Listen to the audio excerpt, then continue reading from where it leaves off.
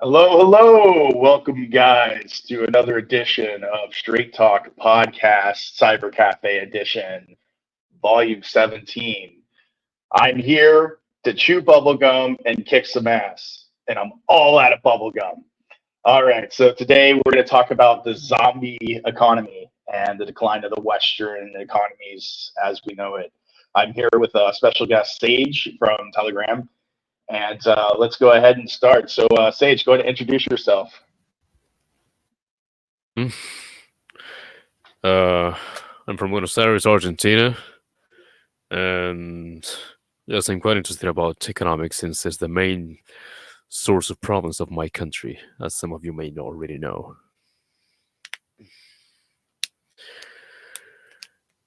Alrighty. So, basically, what the concept of a zombie economy, as I'm defining it, is the current state of the United States with inflation, rising interest rates, and QE, bailouts, COVID relief, all of this is all stimulated into what is known as a zombie economy. Basically, the economy is dead, and the government is stimulating the economy to what we know as a fake economy, so to speak. So, as more government involvement gets involved into the economy, it affects the global economy as a whole, and as you're seeing in China is currently going through depression. Europe's headed towards depression. Some countries like Germany and England are actually in depression. The United States is technically in a recession, technically in depression. But it's the whole guise is that the government is here to save you, and all they're doing is just prolonging what I call a zombie economy.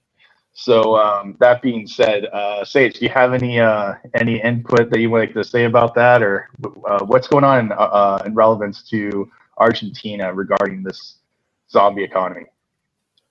Mm, I have noticed the pattern that what you have said pretty much, specifically in the past government, since in 2023 was the last year of the last government that was led by Alberto Fernandez.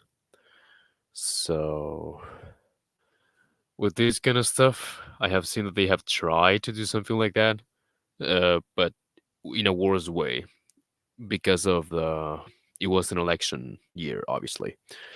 First, we had this man, the ex candidate to presidency now, Sergio Mazza, who was at the time in 2023, the Minister of Economy of Argentina.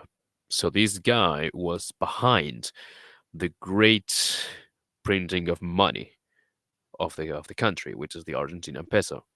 Well, the situation was so bad that he was trying to, you know, give as much money as possible for obviously increasing his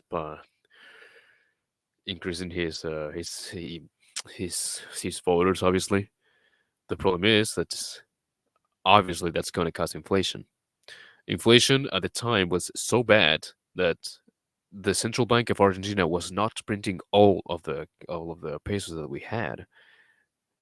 Places like China and African countries, they were hired specifically for their printing machines for creating more pesos. So the large amount of Argentinian pesos that were printed at the time was expected to be now in this year like 60 60,000% of inflation, like from one month to the next one, so much, pretty much. So yeah, that sounds pretty much what you were saying, on this sense. But on the sense of the government trying to take care of you, they were selling this idea a lot of, yeah, this the economy is not regulated by itself. The invisible hand doesn't exist and stuff like that. The government is there to help you. The government is there to build you have houses, schools, hospitals, and stuff. Well, one of the reasons that we're doing this was obviously corruption. Anywhere that the Argentinian state had their hand on anything, like building a place, I don't know, giving food to the poor, well, anything, they will make a cut out of it and take it for themselves. So it was really disgusting on the sense of the poor specifically, because there were like thousands of fucking cooperatives that were, put in the system, but obviously they all just, made up. They were just for laundering money. And this money obviously was from taxpayers. So this stuff that of the state trying to take care of you, no, it was just a scam. They were just using that as a shield for two reasons. One was to show to the people, yes, we're actually doing something good.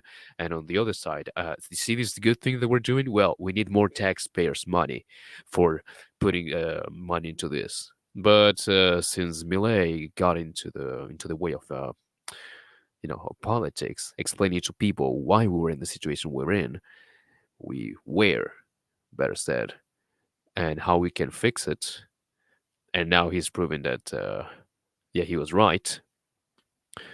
Well, we came out of that situation. That's pretty much it so far. Would you necessarily Someone else has arrived. Would you necessarily say that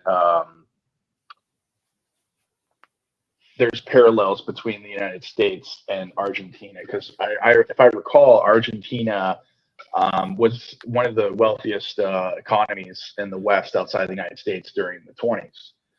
Yes. And they were affected heavily by the Great Depression in the United States, as well as the rest of the global economy. They didn't recover from that, correct? As far as I know. No, we didn't. Well, the U.S. obviously had an economical bonanza. We didn't run with the same luck because there was something in the way that didn't allow us to improve our economy. Because yes, we were the wealthiest nation in the world at the time, like 1885 or something like that. I think it was that was the year that we have achieved that. But there was a lot of specifically in the 20th century, we had a lot of problems. One of them obviously was Peronism. The other one was the creation of the central bank. Because one thing that a lot of people didn't know before the arrival of Millet, he pointed it out, that Argentina until 1935 or somewhere there, we didn't had a central bank. Argentina was the wealthiest country in the world, and we didn't even have a central bank. Well, he attacks the central bank as much as possible, like every time that he had the opportunity to. Well, the other reason, the worst part, I would say, that we couldn't go back in track with the economy that we used to have was we had six coup d'états in the country. Like we had a lot of dictatorships, and the worst one was the last one from 1976 to 1983. That was the bloodiest one. Like a lot of uh, people that were supposed to be communists, because the Red Scare at the time. People that were thought to be communists or suspected to be communists, or even neighbors, friends, or family members of communists, they were kidnapped. A lot of horrible stuff happened to them too. They were disappeared, and because of all of this political and humanitarian crisis turmoil, yeah, it destabilized the country, and somewhat we tried to go back to what we used to do in the 90s with this guy Menem as the president, but yeah, the 2001 crisis arrived, and it was another hit for the economy, obviously, and in general for the society. So six dictatorships, the crisis of 2001, and left-wing governments since 2003 ended up making Argentina this mess of this mess of economy of an economy that we had now, pretty much.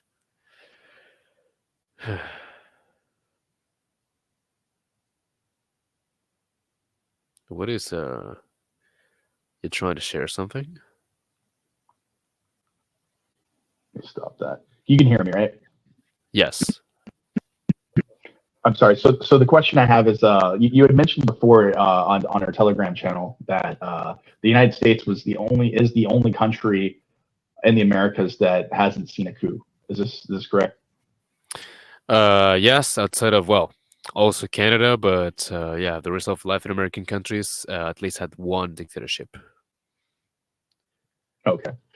So that being said, do you think, like I said, because the reason why I'm asking you about Argentina is that comparably, in the 1920s, the United States and Argentina were very similar economically, and they were huge trade partners as well, along with the rest of the Americas. The question I have is, do you see the come to pass that this is going to be a norm in North America when the economy does crash? Could you see this being a possibility? Yes, I do. One of the main reasons, and the most obvious one, is the elections that ended up giving the presidency to Joe Biden. Like, the guy is such a mess. The numbers of the U.S. are not good, and I don't like saying this, but yes, it seems that the U.S. is going to go through a lot of hard times when it comes to economy. If there is no one else that's going to, I don't know, save the U.S. politically, uh, I don't have much hopes for the U.S. when it comes to economy. So we have been there many times. We have defaulted or all debt too. We have been into 6 different dictatorships. We have been into a lot of crisis. We couldn't go back to the glorious days that we used to, you know, enjoy. So yes, historically, yes, based on the context that Argentina was going through and the context that is going the U.S. now through, yes, I do think that the U.S. is going to go through the same path if there is no one else that can save the U.S. politically.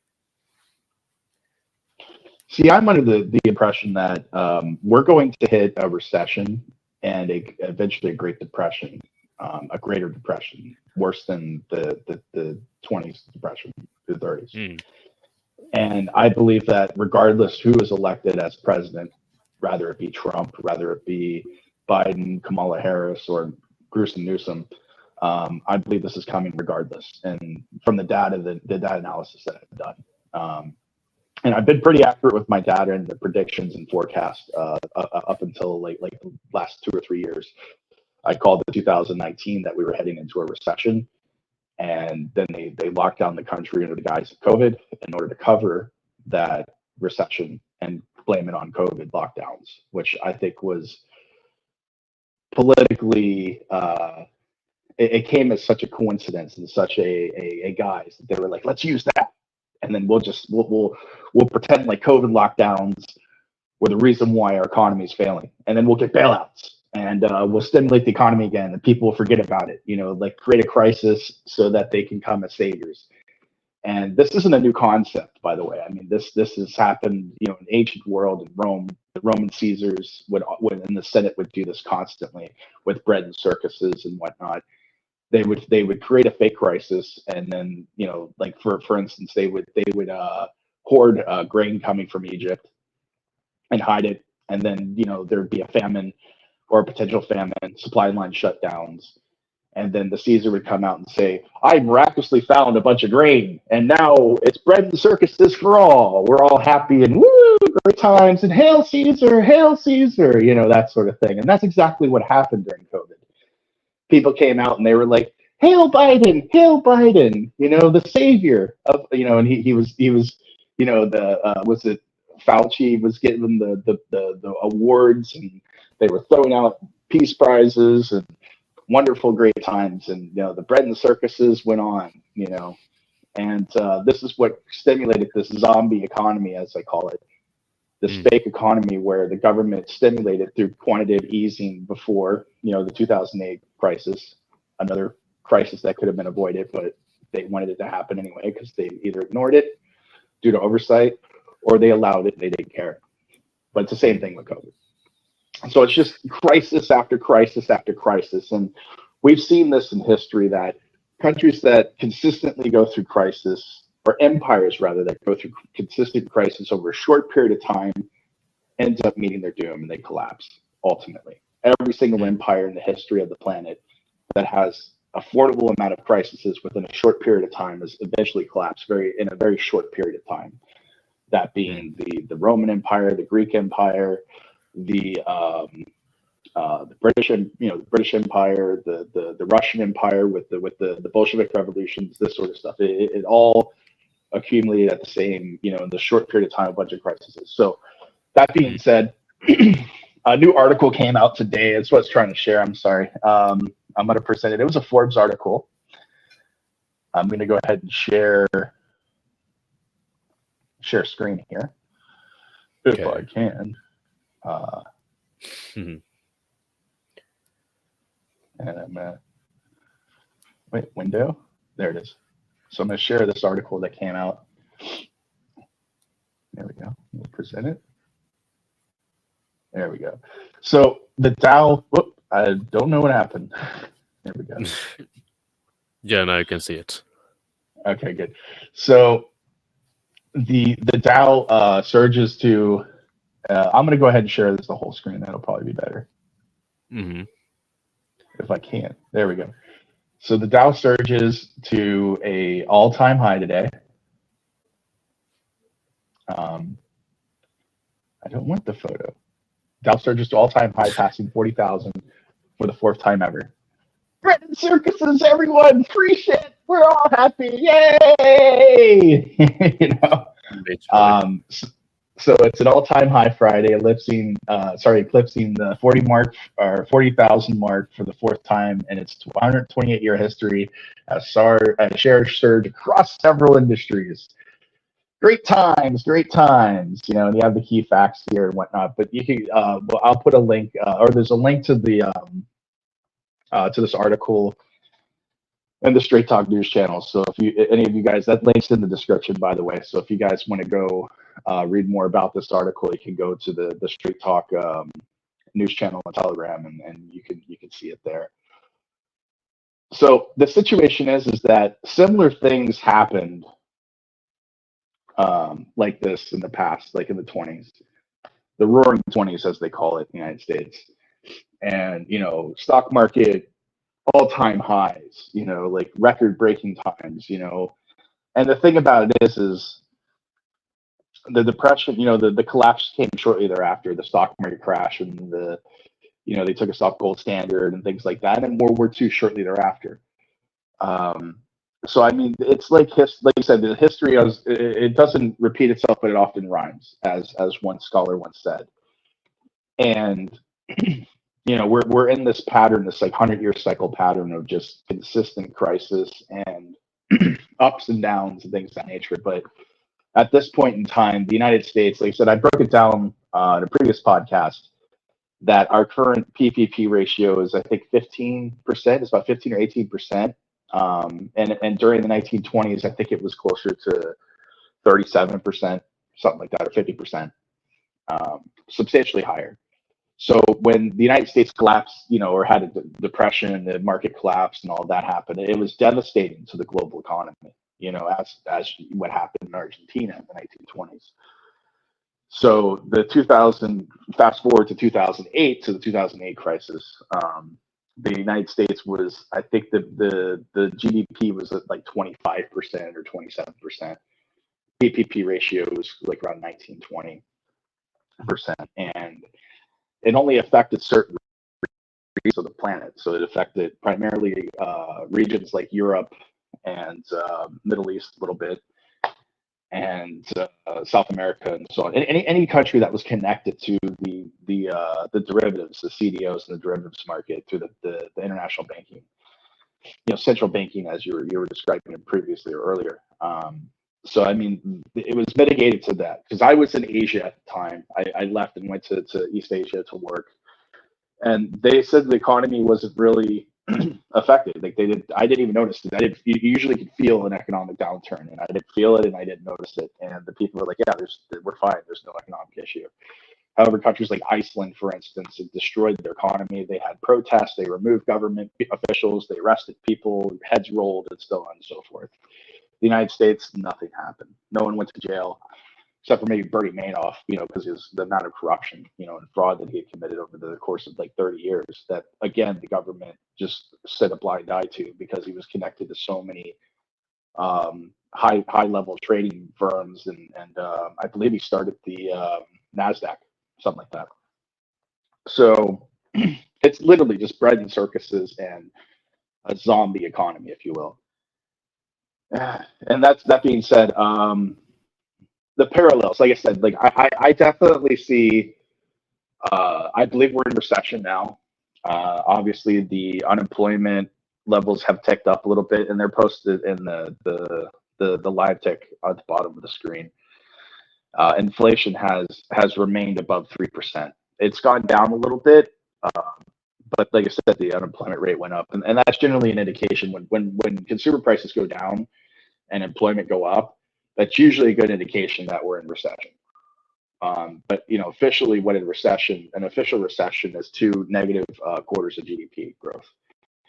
So we had that before. I believe it was in 2000. I must say it was in 2022 or 2023. We had 2 quarters of negative GDP growth. That was under the Biden administration, and the Fed and the government was like, "Yeah, well, we're not in recession." Like that's they redefine the terms of what recession is.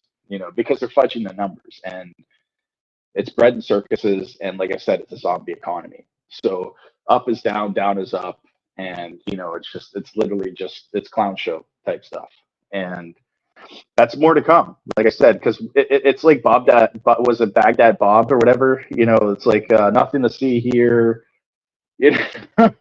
Don't look behind the curtain. Like Wizard of Oz type stuff, and that's what you're gonna see more of. I mean, you're especially like I said, the if you saw the presidential debates, you noticed that like Biden and Trump were blaming each other for the economy, and you destroyed the economy, and no, I had the best economy. You could look at the numbers, and then Biden was like, he's like, now look at your economy, and you destroyed the economy, and he's like, no, I created Biden economics, and I had the greatest economy. What are you talking about?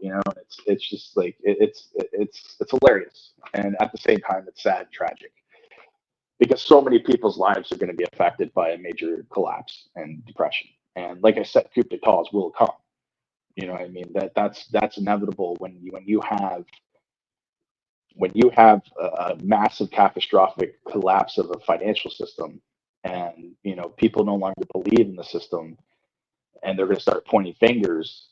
First off at immigrants, illegal immigrants, then they're going to be pointing fingers at conservatives, and they're going to be pointing fingers at Democrats and liberals and progressives, and people will be pointing fingers at each other.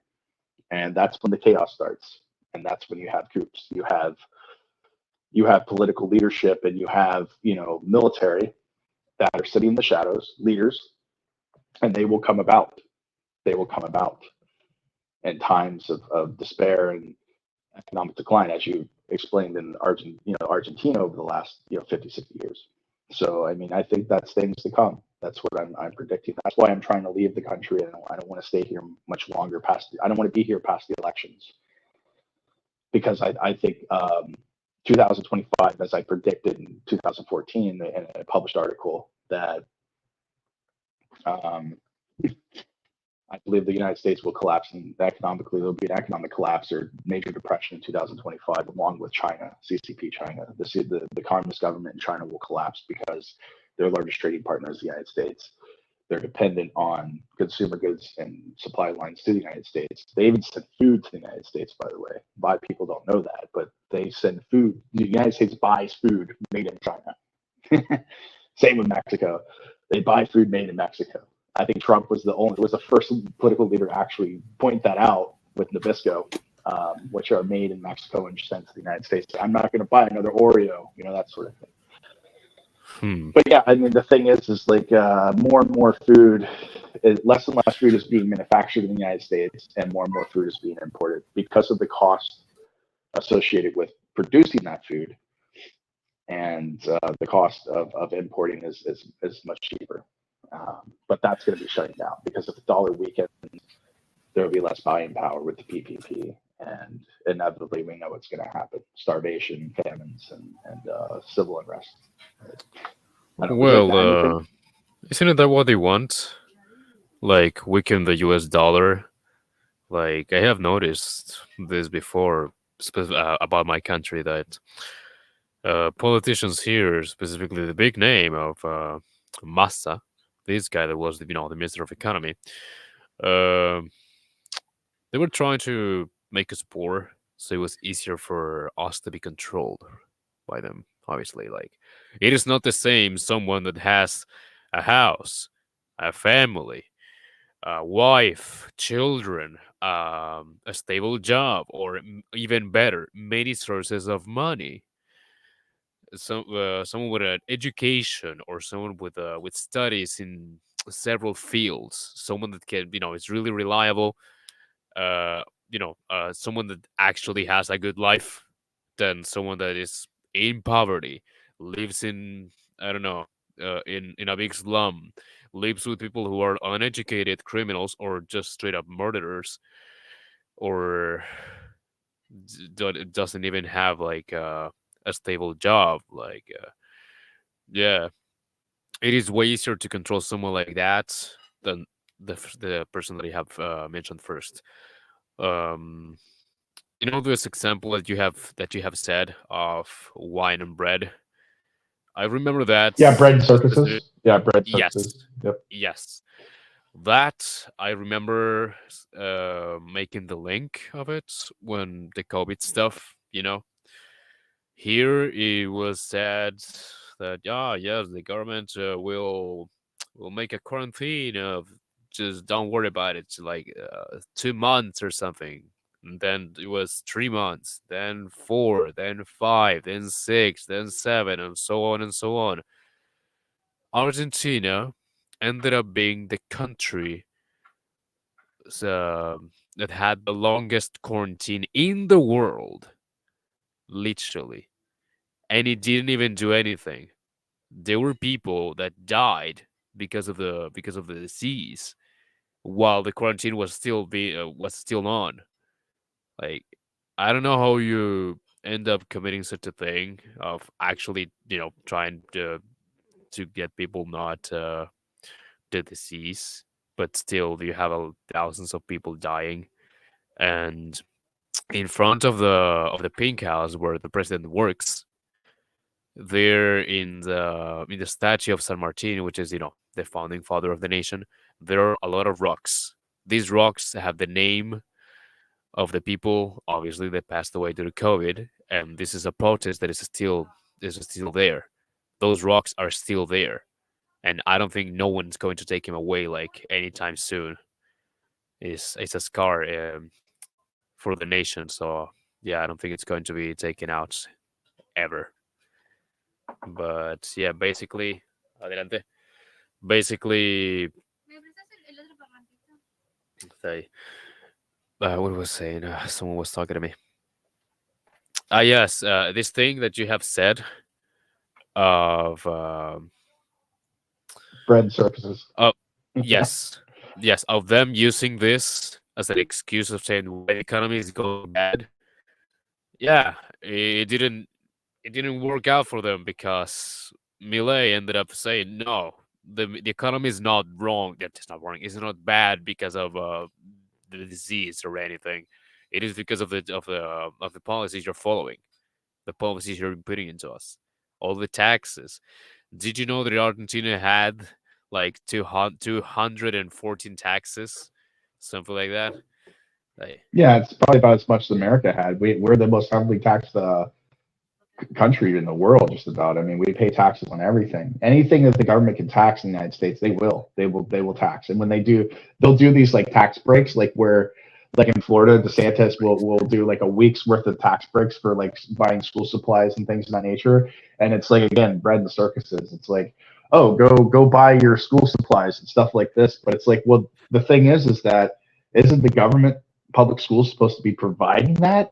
You know what I mean? Like, is it really a, yeah, is it literally a break? Why am I paying for school supplies? I pay that through taxes. Why the hell am I going to pay for it? You're to give me a tax break to go buy stuff that should be already provided. Hmm. What was I going to say? Yes, the last government was a disaster, a really horrible one. It's even regarded by a lot of fellow citizens of here. Obviously, me too. Regarded as the worst president in Argentina's history. Alberto Fernandez.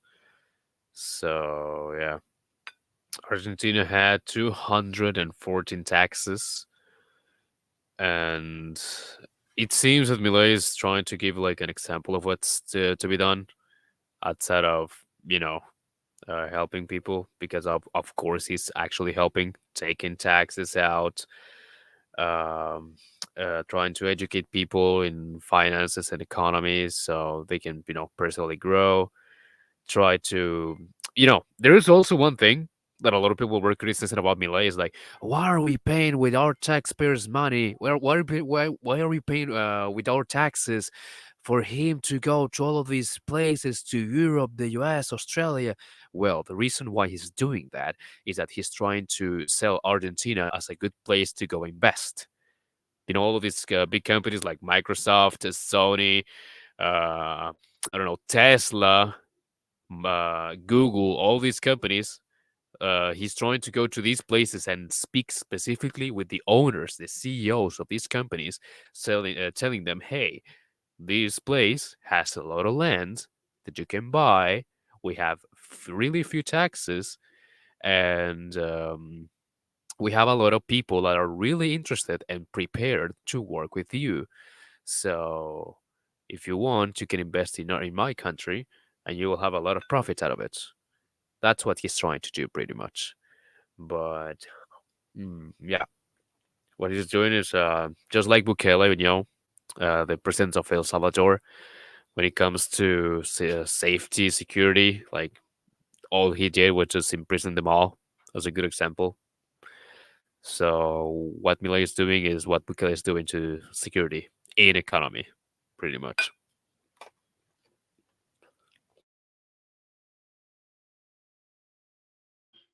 Yeah, I mean, basically, to stimulate the economy, you have to lower taxes, you have to keep inflation in check, and encourage investment, foreign investment. That's like the Republic of Georgia, for instance, under Saakashvili. One of the first things that he did is similar to Melee. He went ahead and drained the swamp, so to speak. He shut down a lot of unnecessary parts of the government or offices in the government that were just Yes. Yes, the famous videos of him saying "afuera." Yeah, that one. afraid. Yes. Yeah, so that's exactly what Saakashvili did 10 years before, 10, 15 years, or about 10 years before Melee did the same thing. And it worked in Georgia. Shortly after Saakashvili, rebuilt the country, signed a new constitution that was more in favor of small business growth and foreign investment, and gave more rights back to the people. It lowered taxes to a 15% flat rate. That's written in the Constitution, where taxes can't actually be enacted unless by an act by the people. The people have to allow the taxation increase or new taxes to be imposed. Kind of an interesting progressive idea, yeah. But yeah, they saw 10% GDP growth year to year shortly thereafter for like a decade, Wow. and That's really yeah, and they went fast. from one of the poorest countries in Europe, poorer than Ukraine, to now they're in the top 5 of ease to do business in the world. They're ranked Nice. above the United States, by the way, in ease to do business. Wow. That's really amazing. Yes, the other thing that Milei has been doing is, taking care of inflation.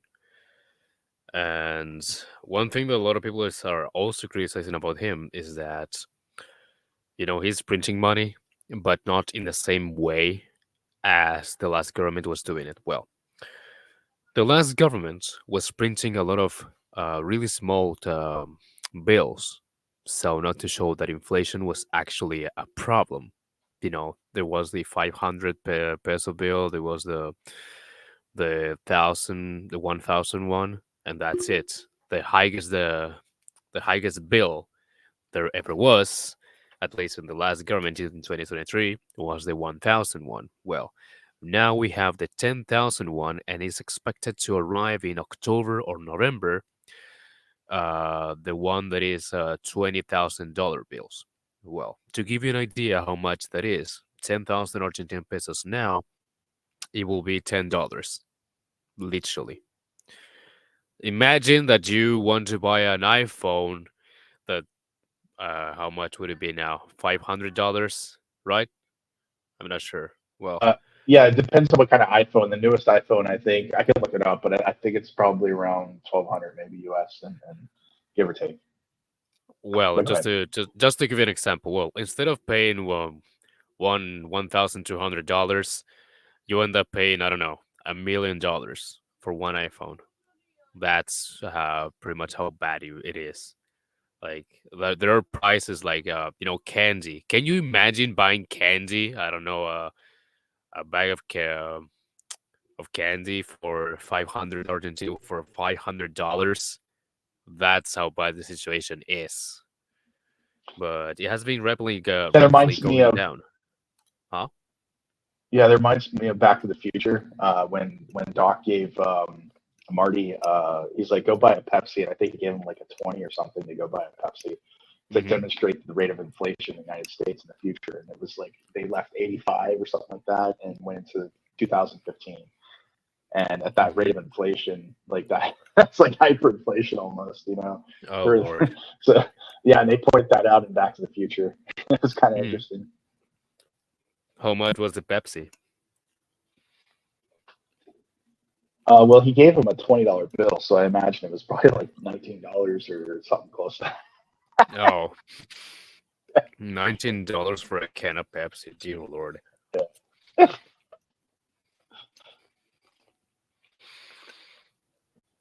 Uh, what were the numbers now that I can remember? Hard to tell you. Well, because of the context that I was given, because of the elections, Argentina had 60% per month inflation, but Milei ended up winning. So first we had 60, it ended up going down to 25 in December. Like the elections were done in November, and oh Lord, the elections were done in November. Millet ended up winning in December, and in the same month of December, it ended up going from 60% to 25. In January, from 25 to how much it was? I think it was 17 or something. It was a long time ago, fucking a lot of months, so I forgot. Well, currently the inflation rate per month is 4% and still going down, which is really fast. What's the So interest rate in Argentina, by the way? Because our current interest rate, I think, is at 6%, 7%, something like that. Might be higher, might be uh, lower. I forgot, but because of the numbers that Millet is giving, the banks and the economy as a whole giving a good are giving good faith in Millet's work. They're backing him up. And one of the things is that banks are once again giving away mortgages for people to buy houses. Like that hasn't been done since 2003, I think. I'm not sure, but it's amazing that we're finally once again able to afford. Well, not afford to have money to buy houses. Like, dear Lord, I was talking to a bunch of people from Spain, and they were saying, "Oh yes, how grateful you are to be late to have a house." Dude, you're in Europe. You have an idea how it is to be here and not being able to buy a house in your whole life. It doesn't matter how far you made it into any kind of career. Dear Lord. And that's interesting you brought that up because the home affordability is a current issue in the United States today. As you Yes, know, I know. I live in Florida currently, Mm. and Florida has seen the highest rise in housing prices, especially in the Miami-Dade area. And it got to the point where the prices have gotten so expensive and the rents have gone up so much in Florida Uh-huh. that people are leaving Miami and moving further inland to smaller communities and rising the prices artificially in those areas Oh, as well as the famous yeah, well, gentrification, right?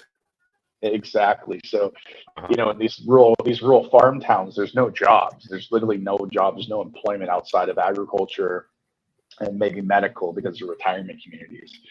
So Uh-huh. you have a lot of people living like sold their homes in Miami and Tampa and like Orlando, and they moved here in Central Florida, Mm. and they have no jobs. Because there's most of the jobs. It's a seasonal type community. So 6 months Mm. out of the year, like right now during the summer, there's no business, there's no commerce because a lot of the money that comes down is usually coming from From parties coming from farming up north land. that live here seasonally.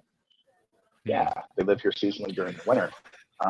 And they're building everywhere. They're building homes everywhere, and there's lots of building projects going in, but they're not putting in, these 400,000, these single family homes. They're putting in trailers. They're putting in, Mm. smaller homes and things of that nature, more efficient type things, because this is for retirees that can come down here. But the average Uh-huh. home value for these like manufactured homes is like Wait, two or retirees? three hundred. Like Yeah, retirees. boomers? Yeah, boomers, pensioners. Oh man. So the average manufactured home they're putting in is like it's priced around $300,000. You know what I mean? And that's like if you go back pre-COVID, like that was you could have bought in this area. You could have bought like a 3,000 square foot home. You could have bought like a Uh, huge multifamily home for that price.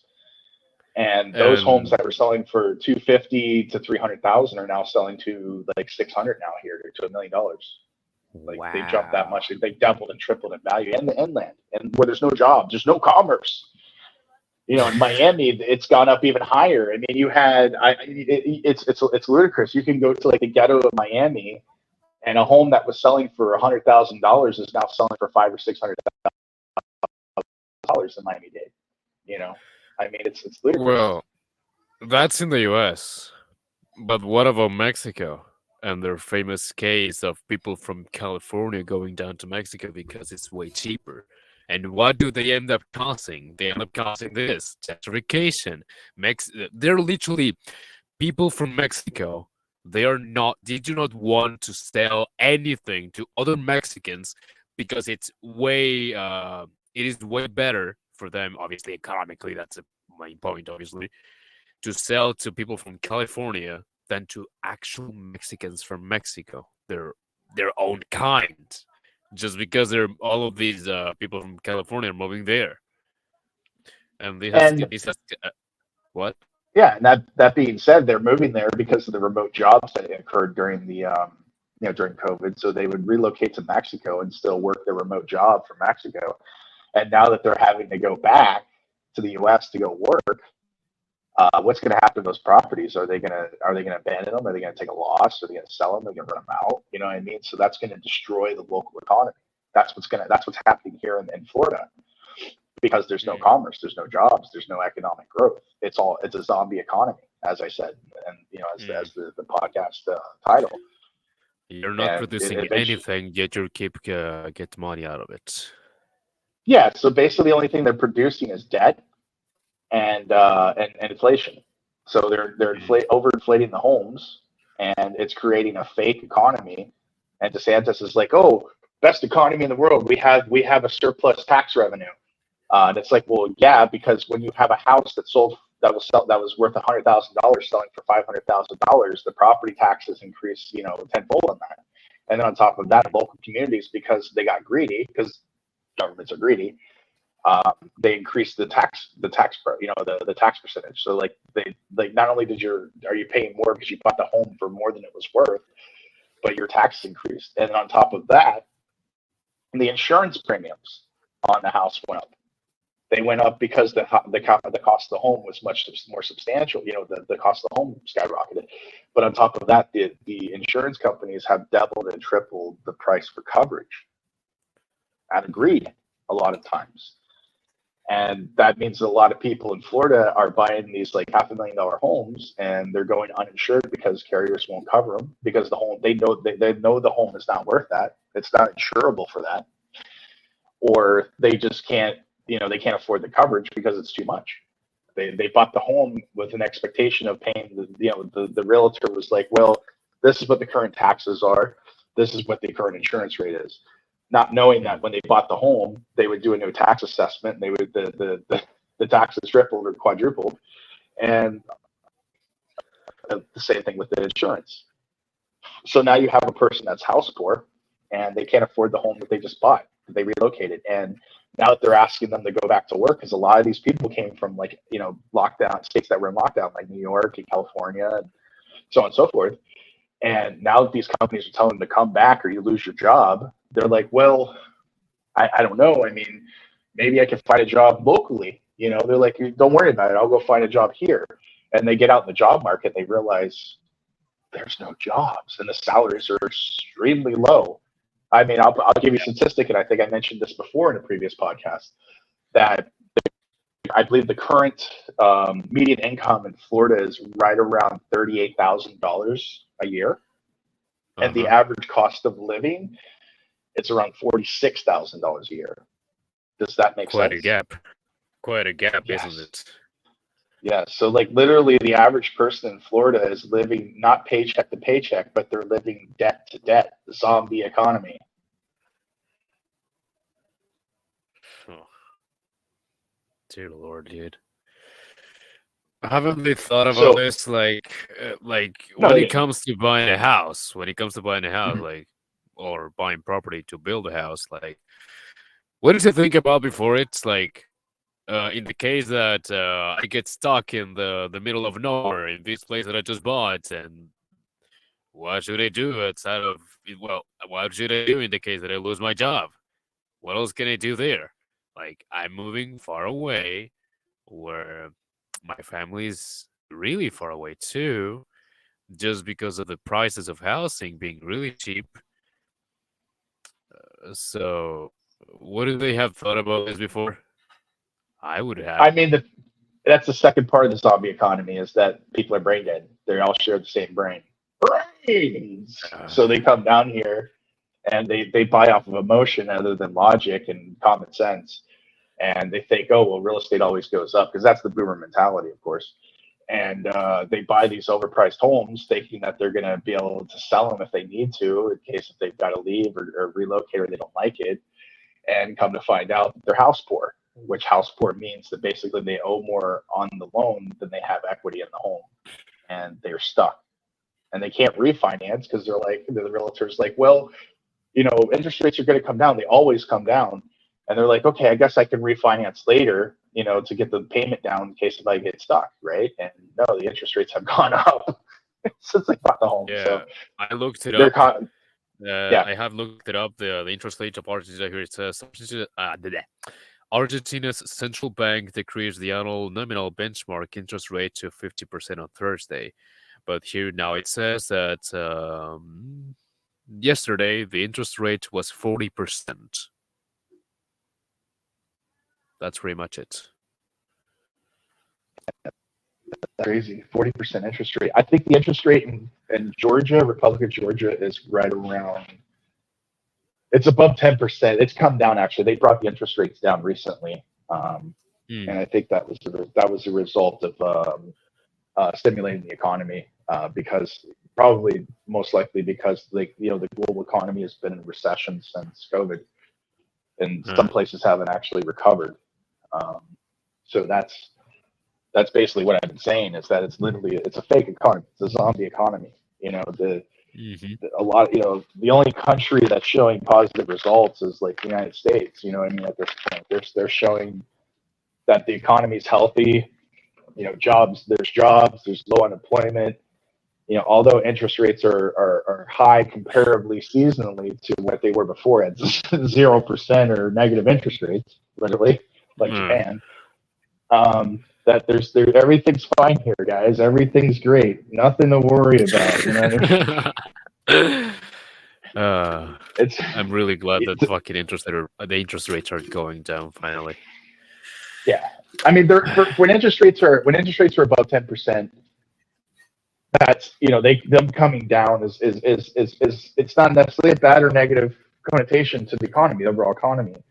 But when you have interest rates below 10% and you have an inflation rate over 3%, and you're deciding to bring interest rates down because you have to stimulate the economy and QE, quantitative easing, that means your economy is done. You're bankrupt, more or less, and that's what we're going to be seeing in the United States, is a bankrupt zombie economy.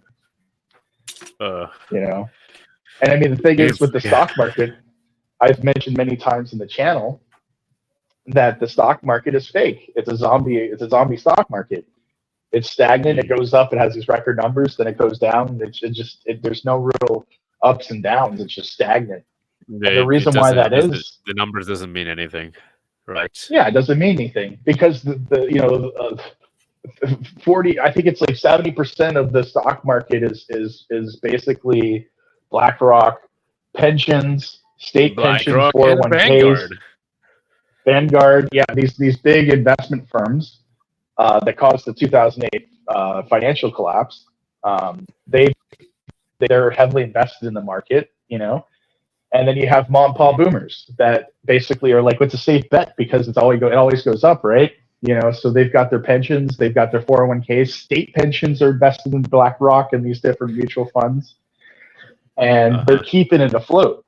They're keeping the stock market afloat and the zombie economy because they have nothing else to put it into because they could put it in real estate futures, but I mean at the same time they already do, but at the same time, like I said, it's when the boomers start feeling the pinch, like what's going on now that I predicted 2 years ago on the channel, you're going to see boomers start asking to liquidate their 401ks, and that's when the collapse is going to happen. That's going to happen very soon because although inflation, the official inflation rates is below 3% now, apparently, as in the ticker.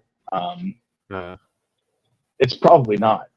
I mean, we know, when you were buying beef at like $3-4 a pound pre-COVID, and now it's selling, ground beef is selling for $6 or $7 a pound 2 or 3 years later. That's not 3% annual inflation. That's 100% inflation. That's hyperinflation. I mean, that's and they said, oh, it's transitory, which means that it's only temporary, and that it's just because of COVID and the supply lines, and it'll come down when we get more supply. Well, the supply has been the supply lines is full. Like we have enough supply coming in foreignly because we're investing overseas and we're bringing food from overseas, so we have even more food than we had pre-COVID because we're buying cheap food from overseas at a cheaper price. Yet the prices are still high. It's like, are you kidding me? Oh, like just like the case of the pears, the famous case of the pears of when you look up one of these Dole, the company Dole, this company that's known for bananas and stuff. Well, oh, you're talking about the banana republics with the banana wars down in South America. The CIA. Yeah, that thing. But I mean, on the part of the package, when you look up the package of these pears, you look it up, and it says grown in Argentina and packaged in Thailand. When you look it up, what you will think that's a really unreliable way of packaging pears, but if you look up how the whole process is, then it makes sense.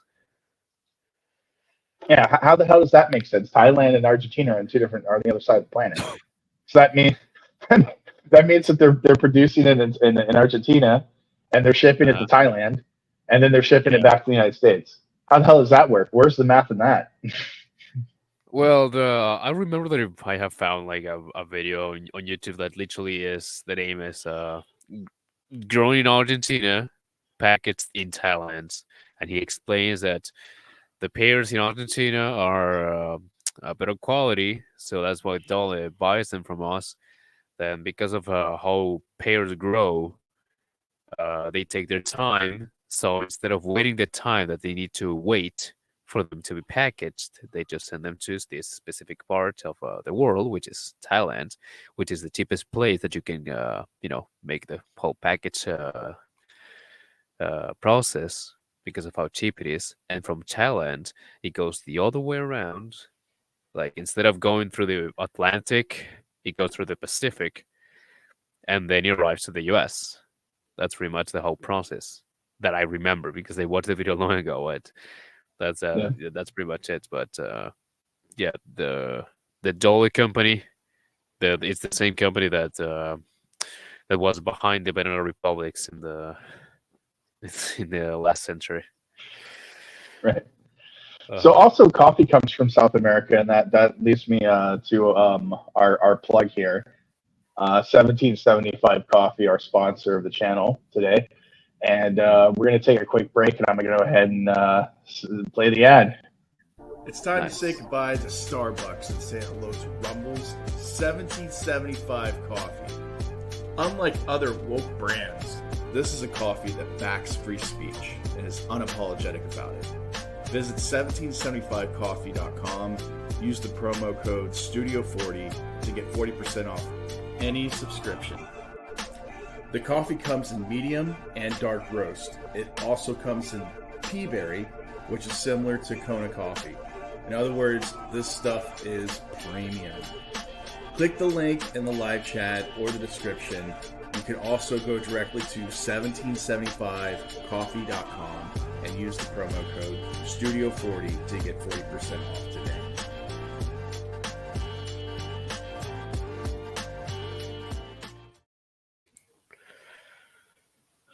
Right on. Yeah, 1775 Coffee. It's good stuff, man. Link is in the description, and it's in the ticker as well as in the live chat. So anyway, we were talking about South America, Banana Republic, and that being said, I think the United States is currently quickly becoming a banana republic because I'm starting to see third world, because I've been in the third world. Like I said, I've worked overseas for over a decade, teaching overseas in different areas like Turkey, Georgia, China, Korea, Saudi Arabia, Central Europe, and all over. Can China be classified as that? Aren't they China, like? they're a developing economy still. They're technically a developing economy. They're not necessarily third world. The only third world Oh, country I've been is probably Georgia was technically transitioning from a third world into a developing economy, and I was there when it was in its process of developing. I came shortly after Saakashvili took over. I came shortly after the Russian Stadium conflict in 2008, after the recession. So they did see some economic fallout from that, but they quickly recovered. And yeah, now it's I wouldn't say it's at first world standards, but it is quickly getting there. It's definitely a developing economy. It's a strong developing economy. And when you look at per capita compared to China and other places, it's definitely a lot more developed.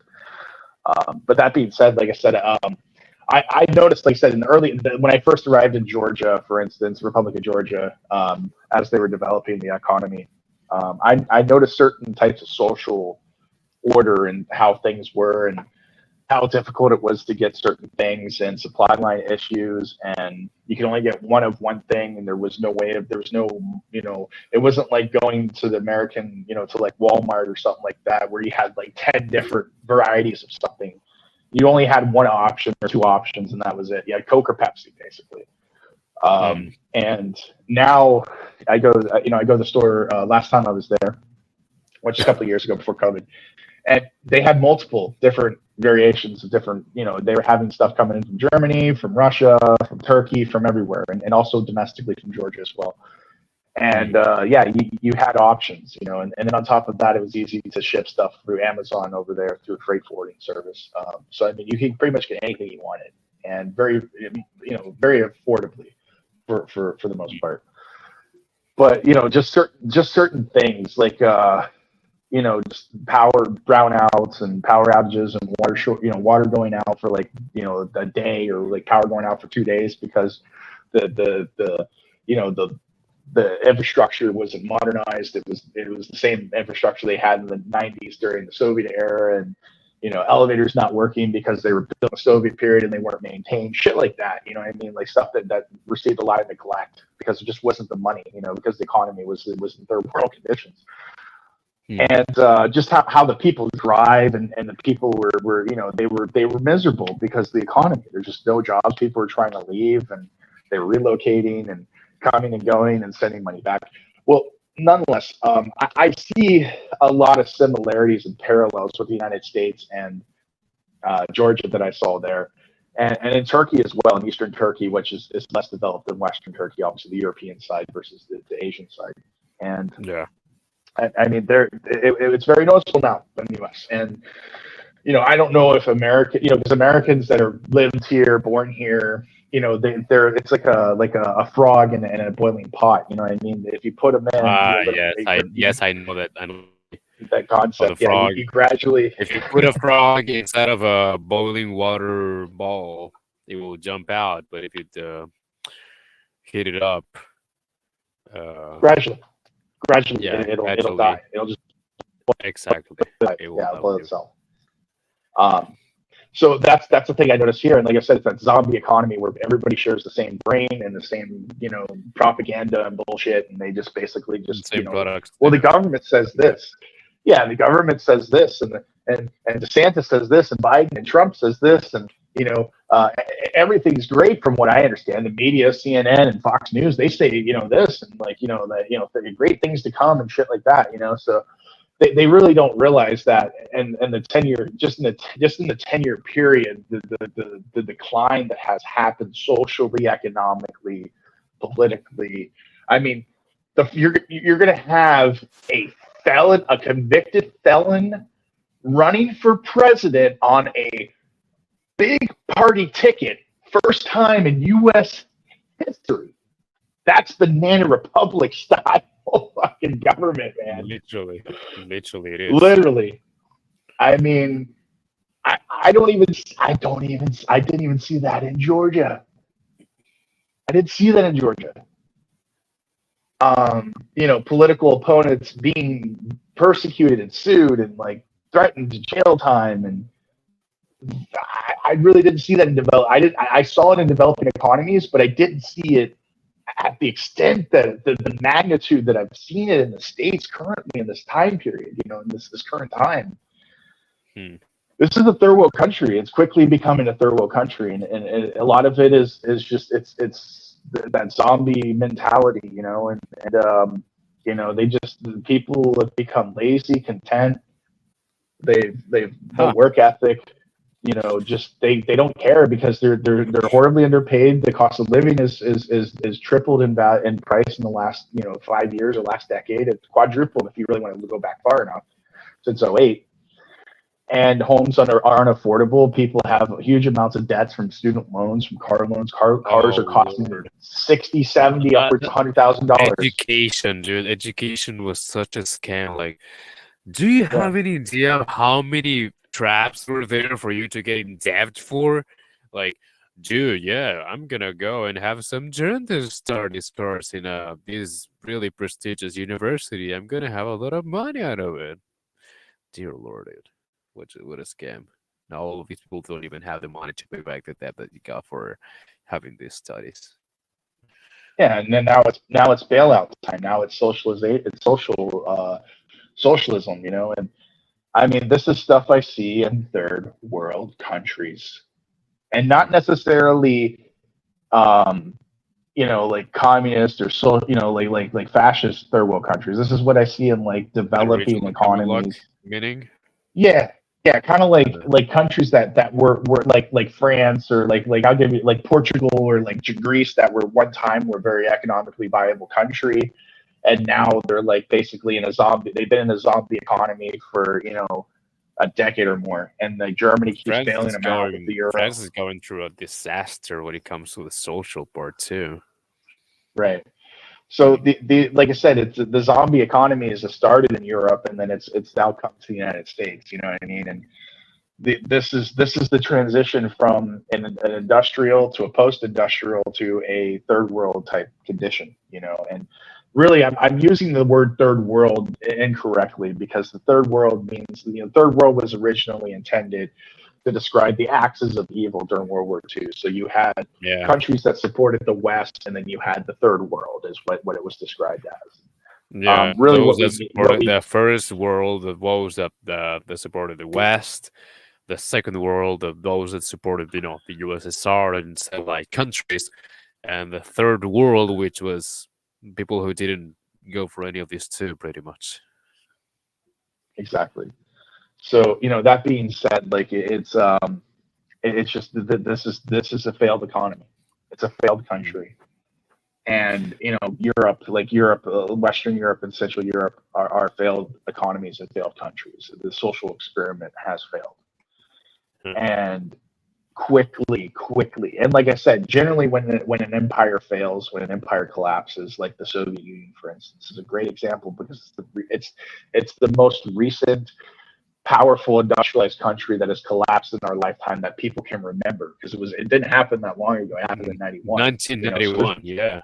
There are right. people who So are there's still people. alive who were there. Exactly. So there's people still alive that have seen it, and there are people that lived in the Soviet Union that are now living in the United States that left either before or after the collapse. And these Mm. people individually, these Soviet people that I know personally, and other people from our channel that know people that have talked to people from the post-Soviet Union, Mm. have said that they see much similarities from the collapse of the Soviet Union as the current state of affairs in the United States, and that some have even suggested possibly they're going to relocate back to their post-Soviet country, because they are worried about the stability of the West and the United States in general. Oh, Lord. So that's generally what happens when your economy and your social structure and your government is unstable and your currency is unstable. As the first people to leave are the immigrants. We saw this Yeah. in '08. We saw this in '08 with the Mexican immigrants, that they couldn't find work, being shut down. Immigrants Work that or were on house. work visas. Yeah, they were on work visas. They just went back to Mexico because the economy was more stable there, because it wasn't connected economically like Iceland, for instance. You know what I mean? So there were still jobs.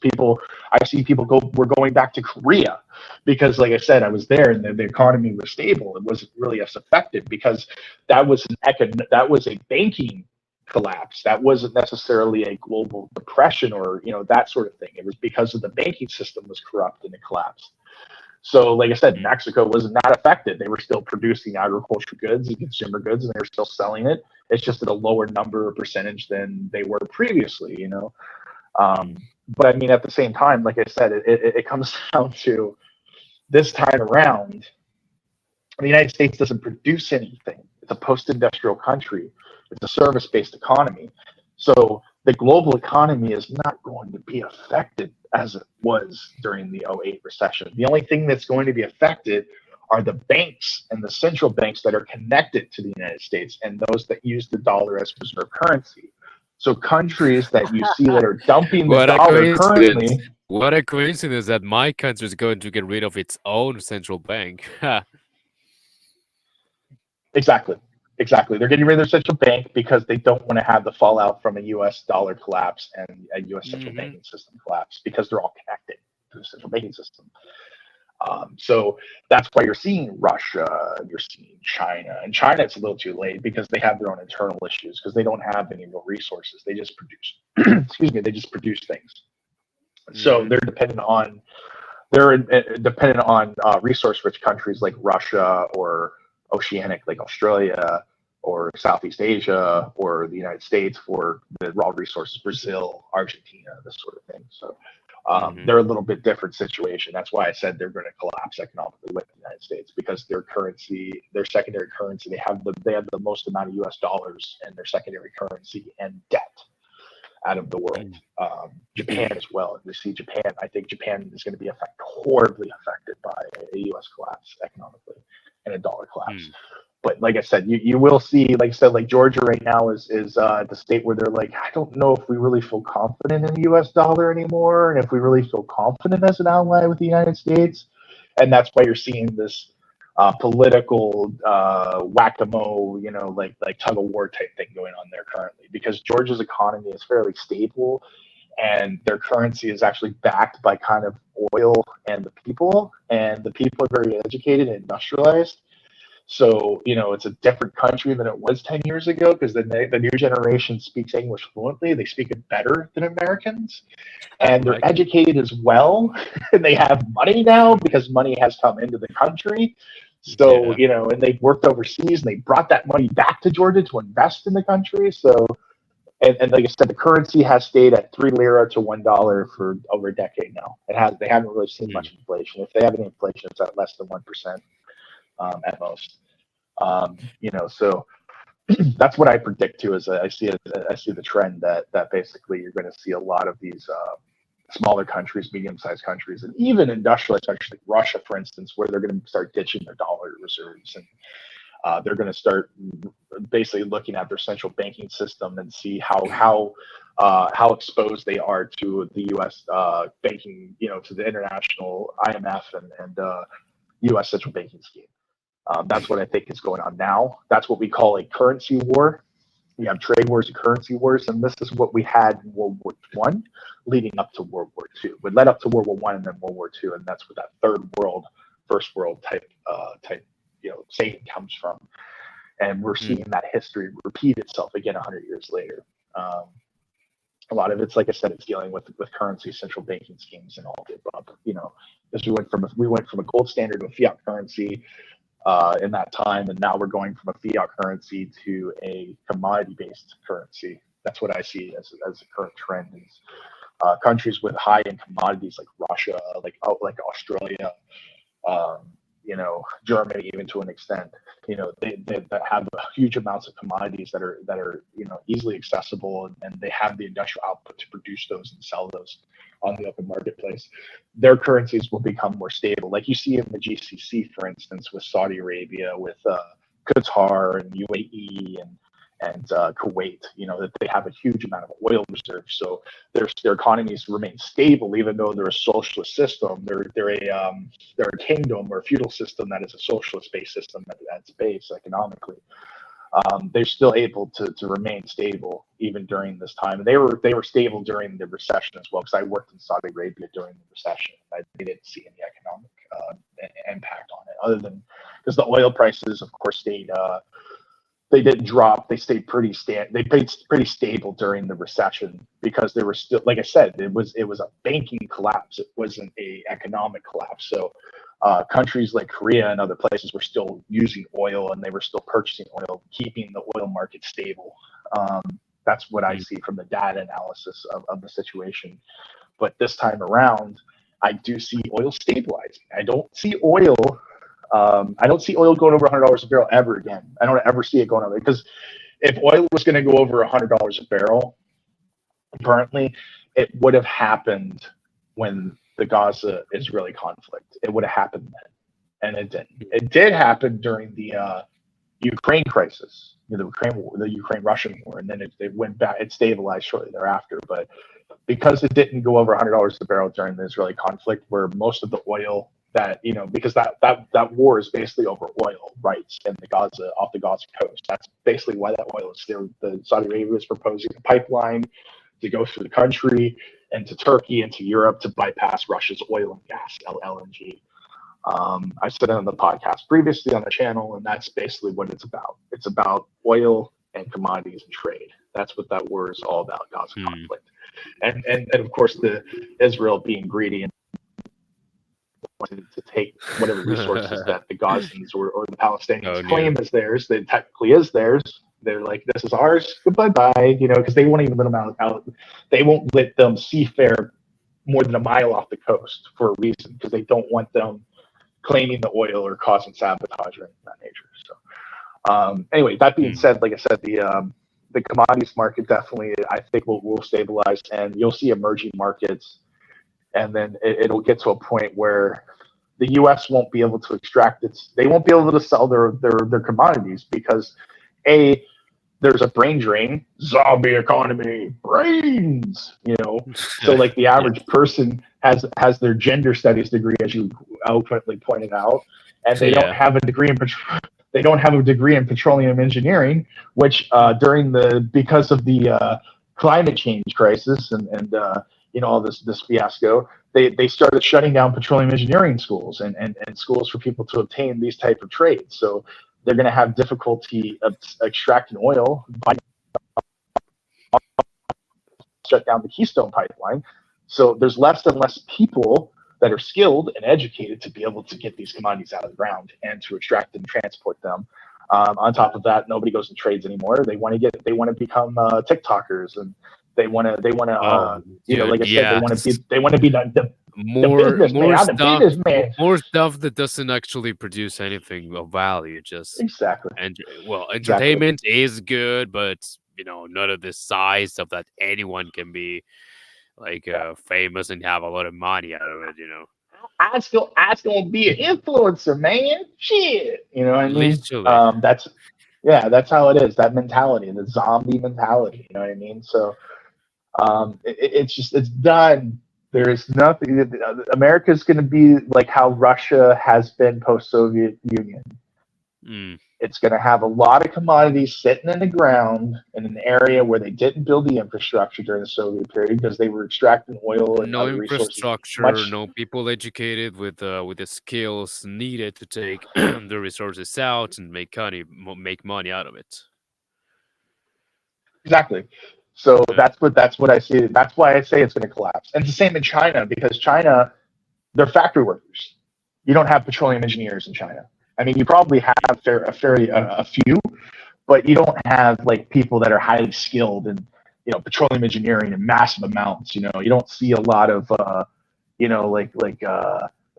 engineers and like architects that are like cutting edge and like the greatest architects in history or anything like that. They're all from Germany and like other countries, where they have the programs and they have the techniques and technology and history of that. China is an industrialized state, but it just produces like cheap products and like stuff that really is just go away. Cheap plastic toys. Yeah. Candy and dog food and doormats and knickknacks and things like that. It's like how Japan was during pre-World War II. They were producing a lot of the consumer goods for America from the cheap pot metal and different resources that we were seeing there. The cheap raw resources we were seeing in Japan. Oh, but Japan just like in the movie that you mentioned, Back to the Future. That he was told, no, the dog said, "Oh, it must be Japanese." I have talking about his car. And it's crap. It's like all the best stuff comes from Japan. Yeah, exactly. Then Marty says that exactly. But the difference between Japan is like they were very smart people and they were an empire before they were defeated by the American Empire, and they still had an industrialness to them. I mean, they were for the longest time they produced some of the best cars in the world during the 80s and 90s, as you said, like in the Back to the Future movie. I think that was in Back to the Future 3 when they went back into the Wild West. But I mean, basically they had the work power, they had the educated workforce. It's just that they just were defeated and all of that, but they rebound like quickly within a generation. China never had that. They didn't have that for a long time. You have to go back to like ancient world for them to have that type of industrialist education and stuff. I mean, a lot of the Chinese that they send overseas to get educated and skilled, they don't come back. They just want to stay in the country they went to. You know what I mean? That's got to tell you something, And then like the billionaires and the very wealthy people, they're trying to leave because they can't invest in anything in the country. They have to go to other countries to invest, to make their money, because you can only invest in certain things in that country. I don't think they're allowed to buy Bitcoin in China right now. So I mean that's the reality. Like I said, it's just the zombie economy as a result of overregulation by a state body or government. The whole thing is the government needs to get the hell out of the way and let the economy flourish and do its thing. You know what I mean? Like Adam Smith talks about with the Wealth of Nations. Let the market dictate. As you said, with the invisible hand, right? Is what he referred to it as.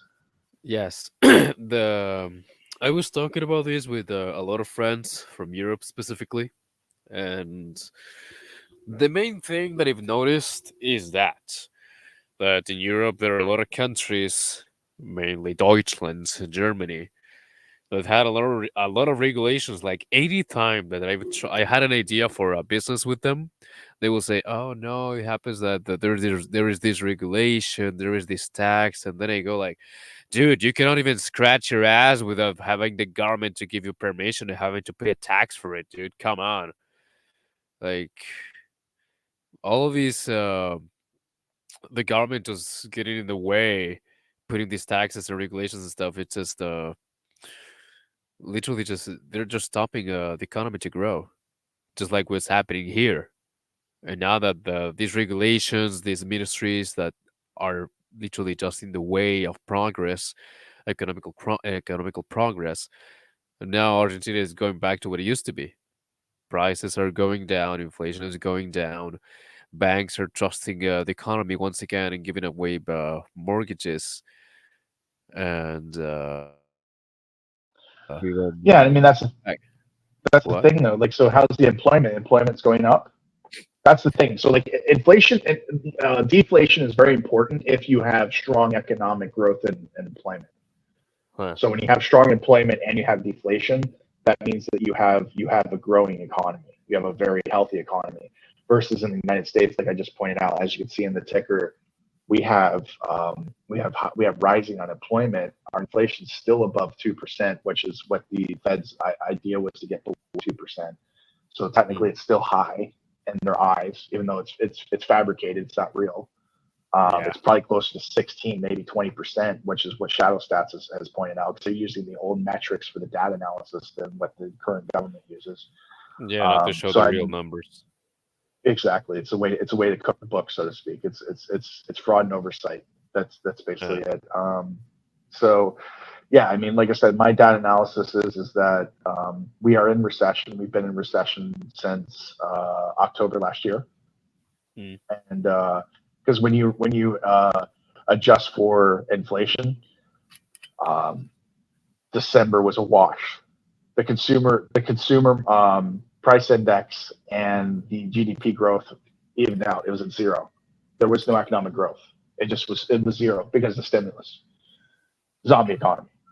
And then like you look at each quarter thereafter, and it's the GDP growth is not strong enough to really demonstrate a vibrant and economically viable country. It's showing that there is a lot of hiccups on the way. The unemployment, and like I said, it's done by surveys, so it's not necessarily a very accurate sample. And technically, because I'm an academic, I'm a professor, so like I publish articles, and you know, I couldn't publish an article with the type of data analysis and the type of data that they're extracting for the unemployment numbers from the federal government. I wouldn't be able to get that published because it wouldn't be accurate information. It would be an accurate sample. So Mm. just take that for what you will. Pretty much.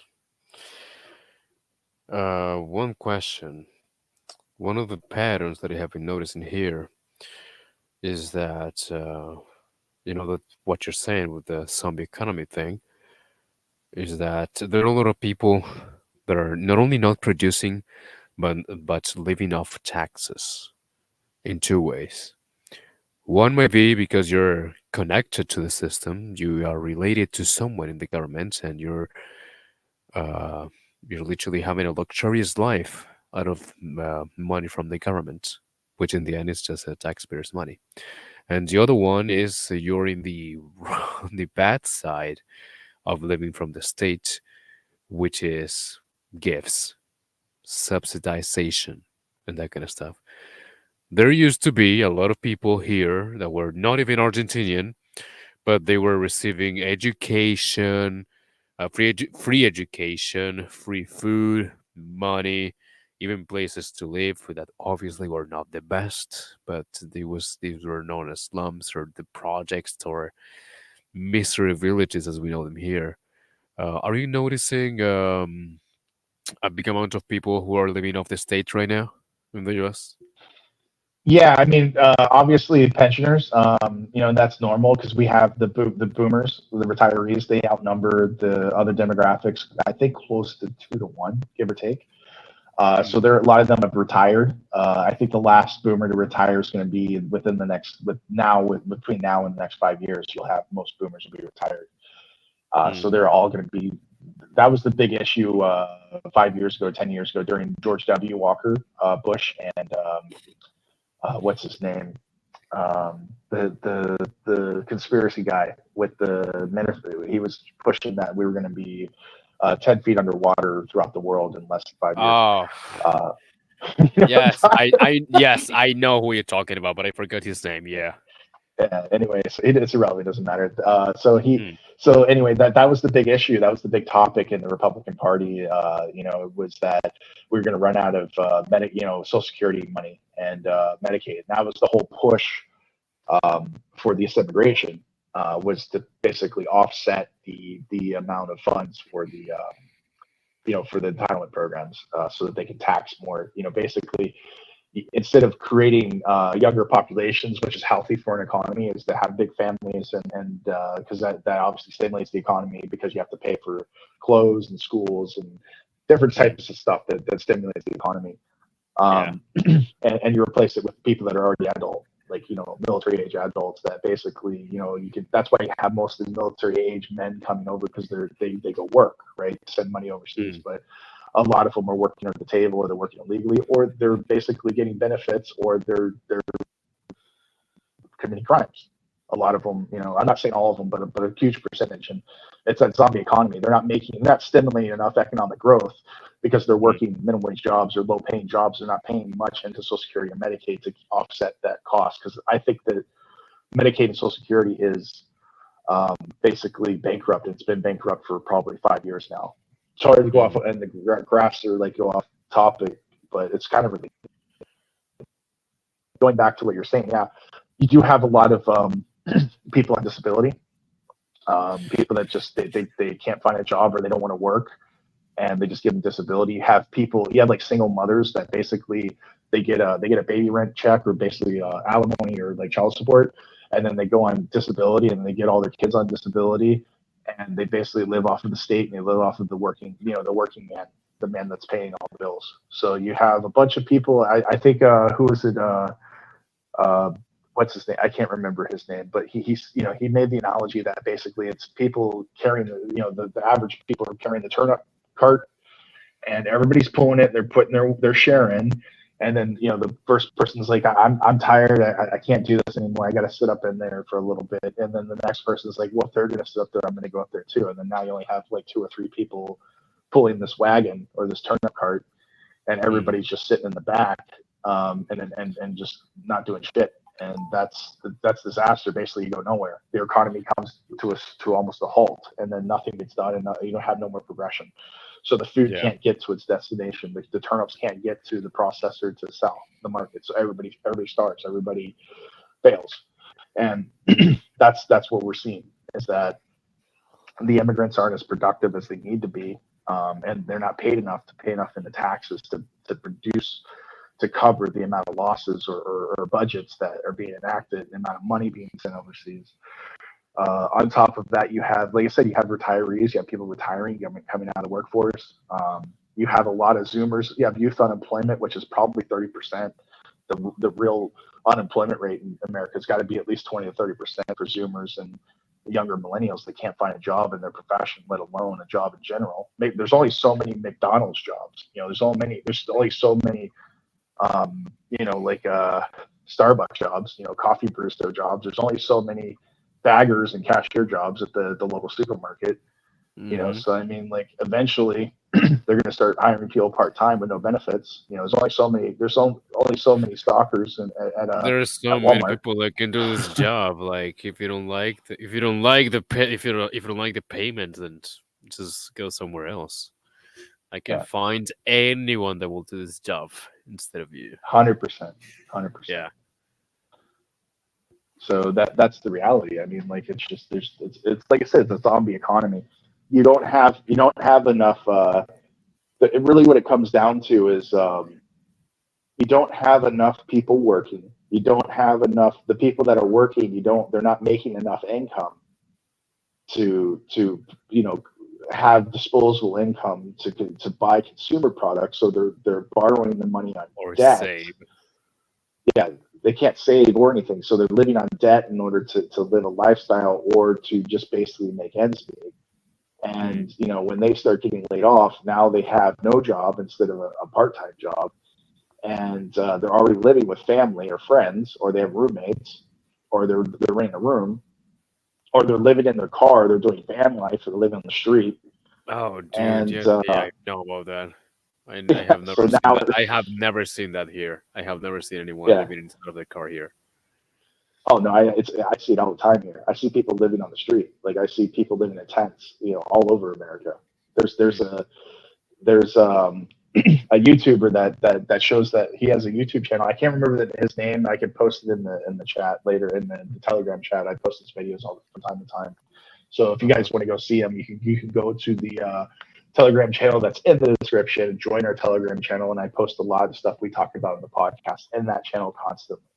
We have great discussions outside of what we're talking about here. We can go further in depth because even this is just kind of a sample of what we talk about on the Telegram channel. But yeah, basically, the situation is that it's a failed system. It's a zombie economy.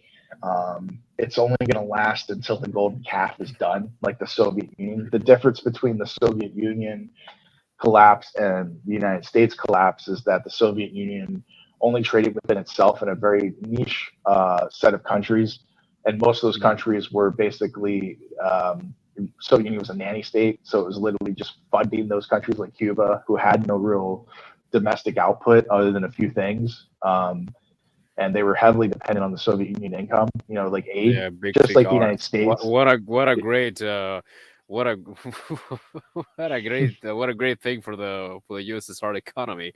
Big cigars from Cuba. Yeah, and that's it. Tourism and cigars, and then Yeah, maybe some alcoholic beverages and beer. That's really about it, exactly. So there wasn't much incentive for Soviet Union other than just to piss off the United States to fund Cuba, basically. But the United States does it as well. They send aid to Iran. They send aid. They send aid to North Korea, but we won't talk about that because the EU sends aid to North Korea to keep that puppet to keep that puppet government in power, so that they can sell weapons to Japan and Korea and things like that, and Taiwan. Yeah. They keep the CCP government in power so that they could sell weapons to Taiwan and and so on and so forth. So. It's the same, but like you said, it's an economic model where, because it's supposedly a capitalist system, free market trade system, they have a little bit more power because countries are using, the global economy is using the dollar as reserve currency, and the U.S. through its proxies is producing consumer goods like China and different places in Mexico that's producing the American products on a multicultural level or multinational level. So where they're using them as vessel states to keep the empire in power, but eventually when the dollar starts to collapse, and these countries can no longer sustain any type of economic growth because the dollar is no longer strong enough to where it's worth it for them to keep these American companies in their country. That means the U.S. is going to either have to pass a very, very expensive jobs bill and train people in skilled jobs to send them to work in industrial capacities like manufacturing and engineering and mining and things of that nature. Making people produce Making people stuff. produce. Yes, exactly, or collapses. And I'm kind of on the sense that it's going to collapse. Because like Soviet Union, they were producing things and they were selling things to these niche countries. They were sending medical supplies and certain types of military equipment as well as like food and different things, to the point where the Soviet Union, due to the Cold War, they started shutting down factories and turning them into military depots. So they stopped producing consumer goods and they started producing military equipment. And it got to a point where they started having food shortages, and the countries they were trading with were seeing food shortages because they were getting it mostly from Russia, Soviet Union.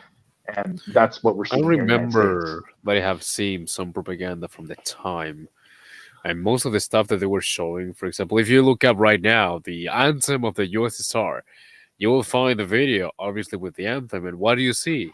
You see the Soviet Union producing stuff. You have seen metallurgic workers. You have seen workers of the train and all that kind of stuff. So most of the propaganda that they made was literally them producing stuff.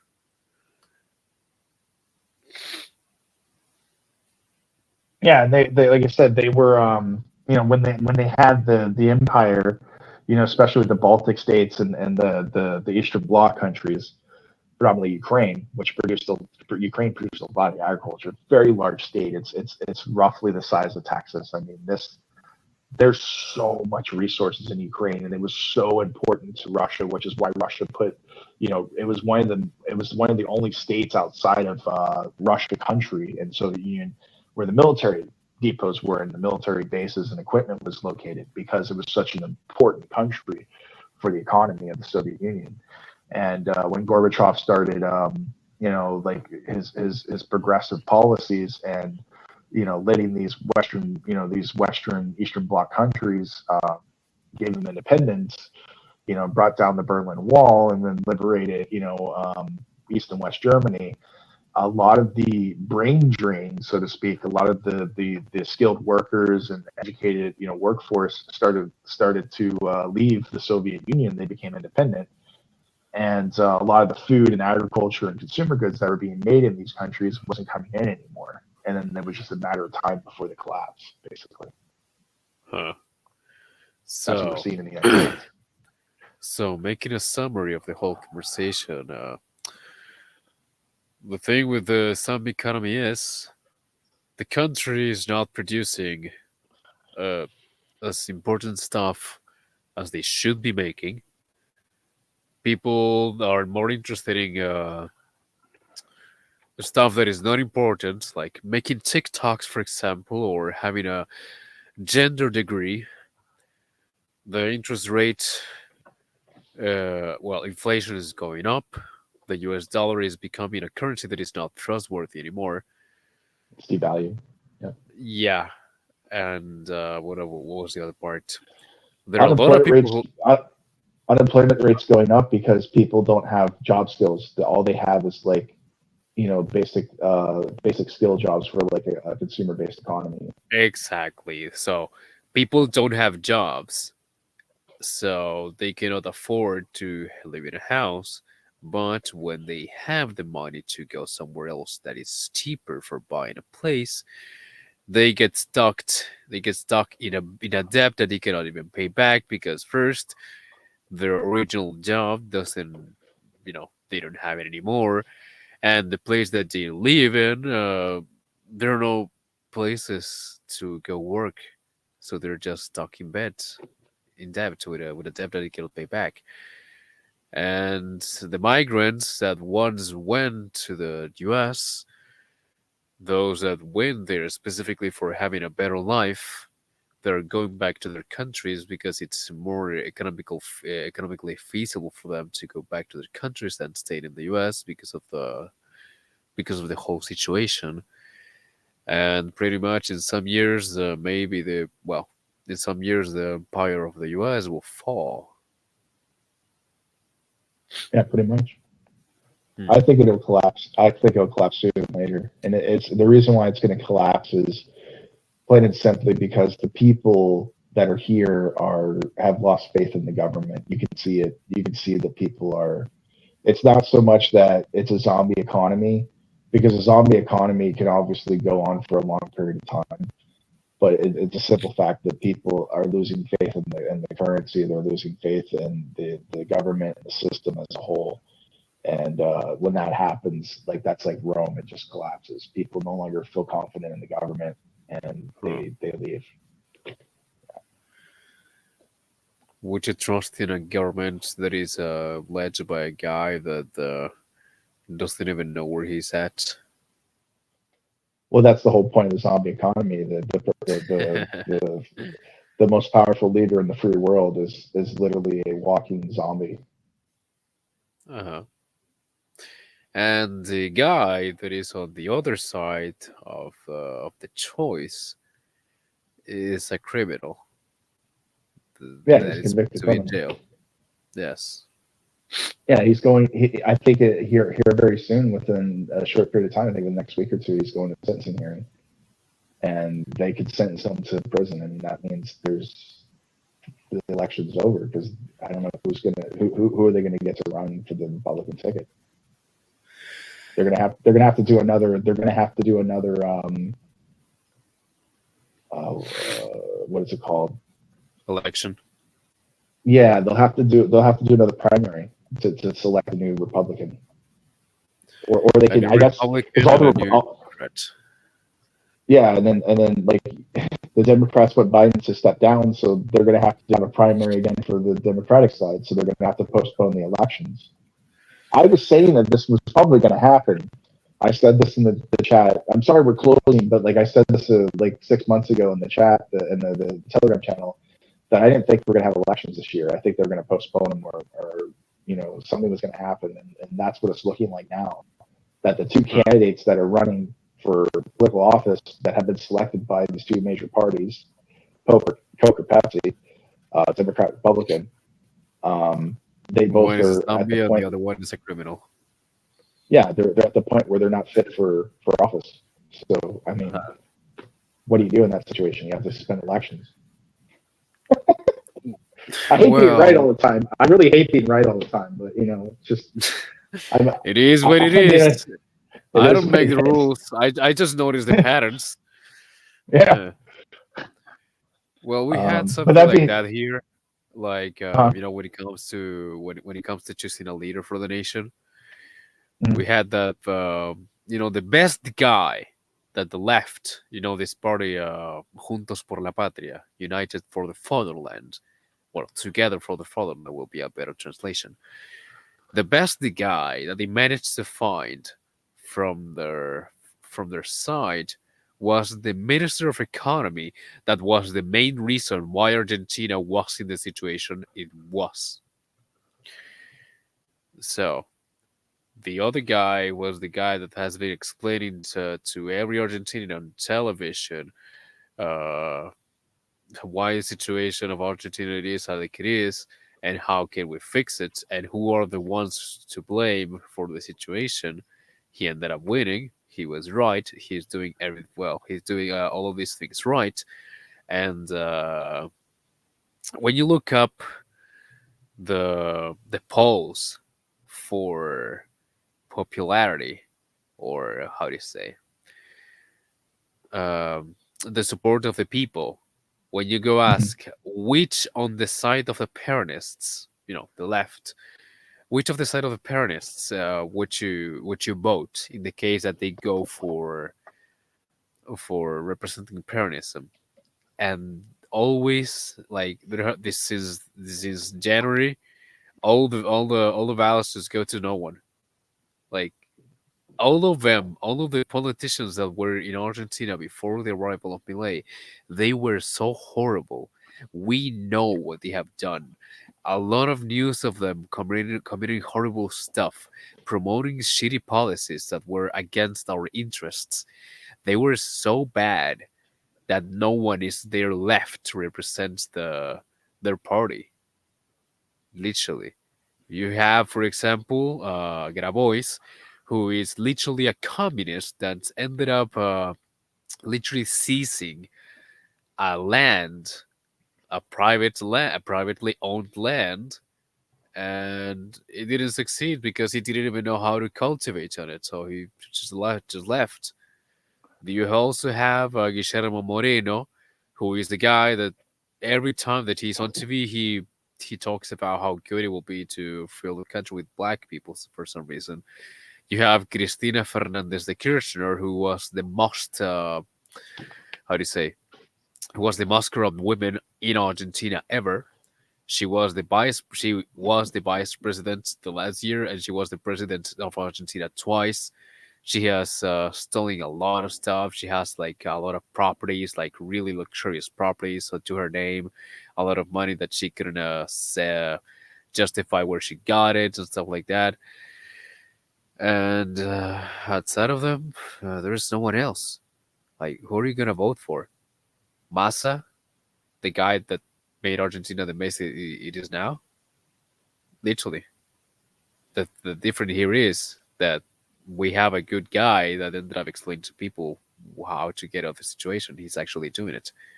The case in the U.S. is that there is no one left that can be a good face for the party, the Democrats or the Republicans, or can you say this? Can you say otherwise? Who would you say that is there for the parties?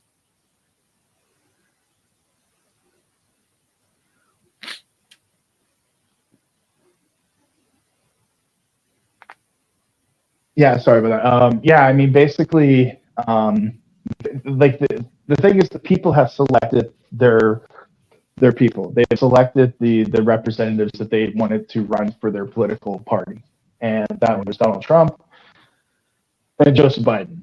This is who the people want for the representative. And the thing about the United States is it's a representative republic or democracy, if you will. Hmm. And I don't know how the people react. And that's what I was saying about a collapse in 2025, because when,